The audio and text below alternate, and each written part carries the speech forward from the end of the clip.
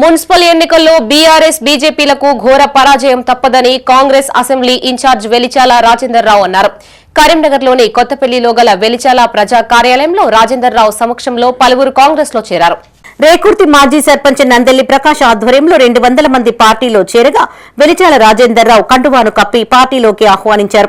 Rekurthi division తో పాటు శివారు డివిజన్లలో కాంగ్రెస్ పార్టీ గెలుపు ఖాయమని చెప్పారు.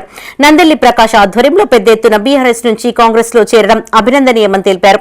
మాజీ ఎమ్మెల్యే జగపతిరావు తనయుడు వెలిచాల రాజేందర్ రావు ఆధ్వర్యంలో కాంగ్రెస్ పార్టీ బలోపేతం కానుందని నందెల్లి ప్రకాష్ అన్నారు.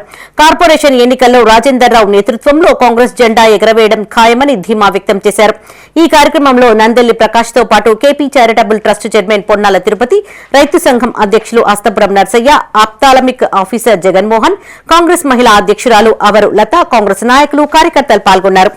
ఈరోజు నందెల్లి ప్రకాష్ అన్న మాజీ సర్పంచ్ రేకుర్తి గారి ఆధ్వర్యంలో వందలాది మంది రేకుర్తి వాస్తవ్యులు మరియు రేకుర్తి పరిసర డివిజన్ల వాస్తవ్యులు అందరూ వచ్చి మేము కాంగ్రెస్ పార్టీతో నడుస్తాము, ప్రకాష్ అన్న ఆధ్వర్యంలో నా ఆధ్వర్యంలో పొన్నం ప్రభాకర్ గారికి రేవంత్ రెడ్డి గారికి ద్విగుణీకృత శక్తి ఇచ్చి కాంగ్రెస్ పార్టీని గెలిపించే బాటలో నడిచి ప్రధాన భూమిక పాత్ర పోషిస్తాము అనడం జరిగింది.